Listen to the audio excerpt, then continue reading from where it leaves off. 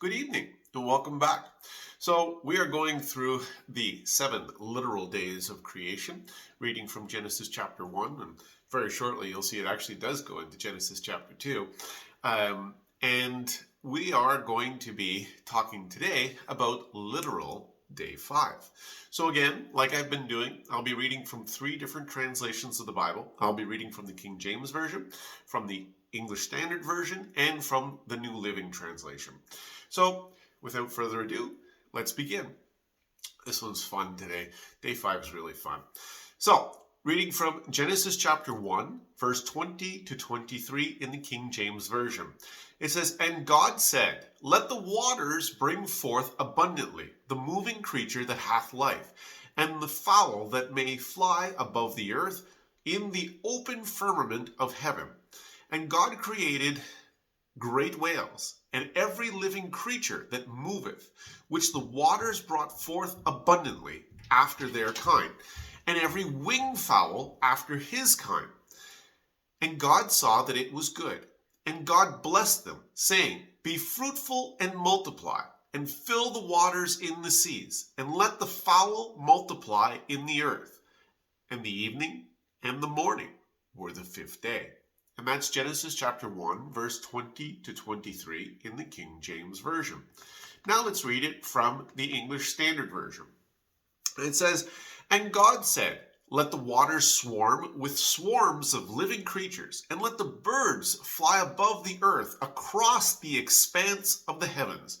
So God created the great sea creatures, and every living creature that moves, with which the waters swarm, according to their kinds, and every winged bird according to its kind.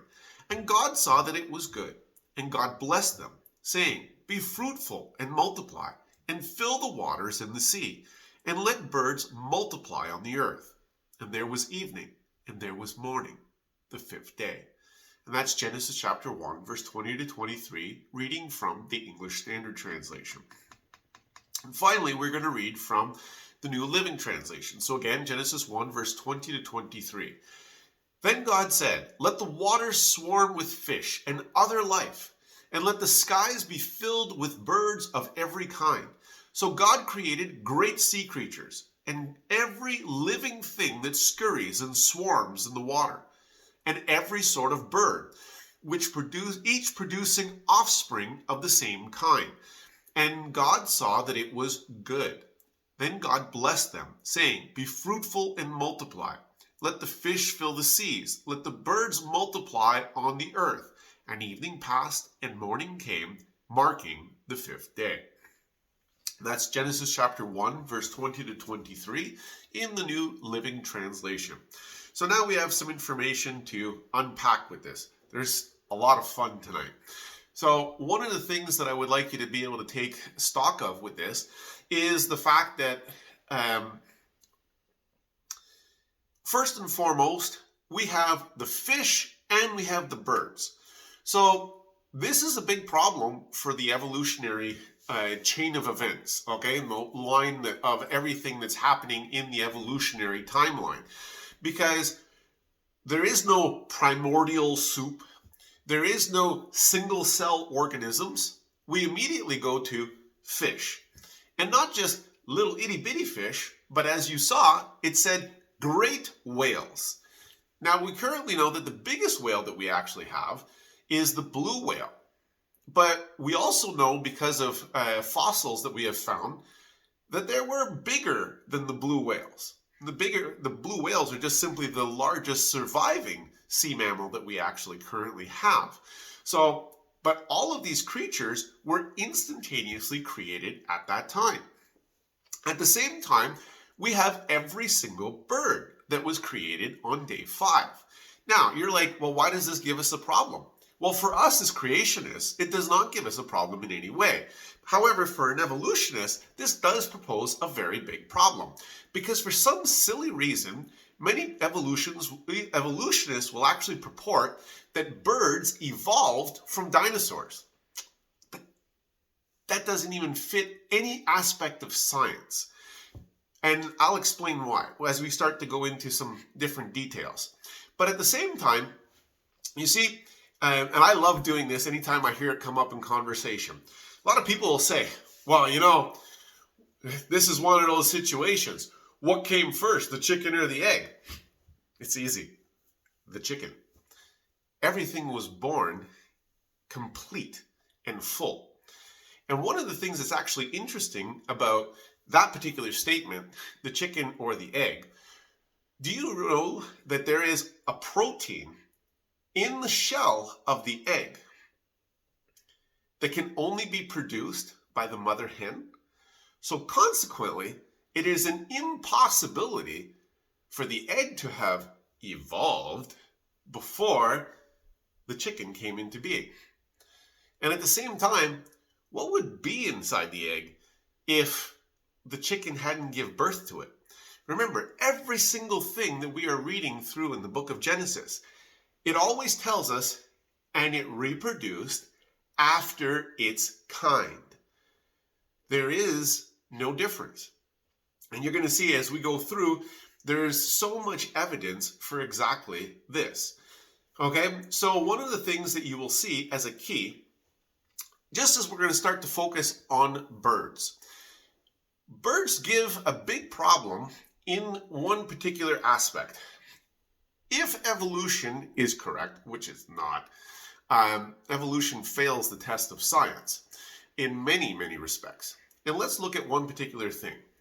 Evolution actually claims that dinosaurs evolved into birds. But now we've got a couple of issues. One, we have a reptile turning into a mammal. That's a problem because you have something going from cold-blooded to warm-blooded. And not just that. If we actually look at the way birds, God created them to be, they are something, let me just find the word, they are what is called endothermic. Okay, and endothermic means that they are able to adjust the temperature of their body internally by themselves. That is something that we, even as humans, are able to do because that is a characteristic of mammals. Okay, we have endothermic capability. We can either cool ourselves down by sweating, we can warm ourselves up by actually shivering and increasing the surface area along our skin. So God built that into us in order for us to be able to maintain a constant body temperature. Well, you see, one of the things that's very unique and very interesting about birds is birds are able to do, they actually have one of the fastest metabolisms of any mammal on the planet.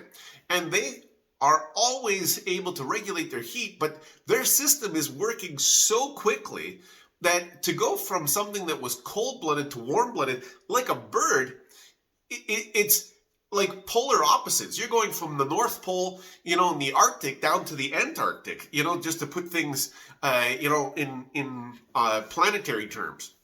There is no similarity between the two. They are very far apart. So actually, let me specify this even better, because Arctic and Antarctic both are cold and both have snow. It's going from the Sahara Desert with its burning heat to Antarctica with its bone-chilling cold. That would be a better example. Good thing I took time to clarify that. Now, with reptiles are something called ectothermic.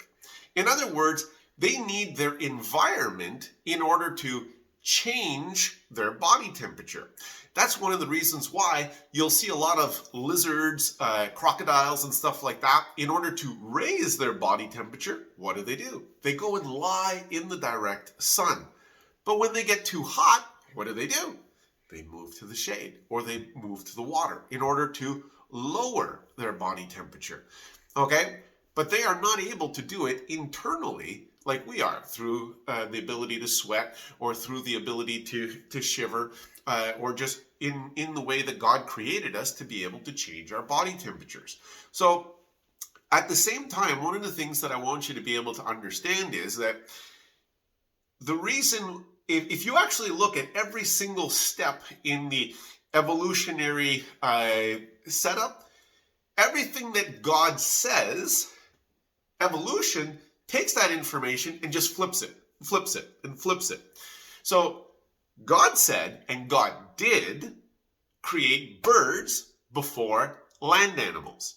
Whereas in evolution, it says, oh, well, we got dinosaurs, and then from dinosaurs, we got birds. No, you see, that'll even fail the test of science. And I'm actually going to give you something that you have to be very careful and very aware of. You see, science has to be repeatable, it has to be verifiable, and it has to be quantifiable. Okay, those are some of the standards for science. Well, if it has to be repeatable, well, then we should see evidence of that. Well, what do we see? Well, we see a little tiny finch that becomes another finch. We see an ostrich that becomes an ostrich. We see, Canada goose that becomes a Canada goose. And there is variations within their kinds, but they are still the same entity. We don't ever have a goose becoming, a dog, or anything of that scale. So if it looks like a duck, if it sounds like a duck, if it walks like a duck, well, then it's simple. It's most likely a dog. No, just joking with you. It's a duck, and it's going to stay a duck. Okay? So I have added a couple of special links in here so that you'll be able to go through and actually explore the extra information yourself and be able to put the information that we just went through on day 5, literal day 5 of creation, to the test of science, and to be able to gain information by understanding the truth.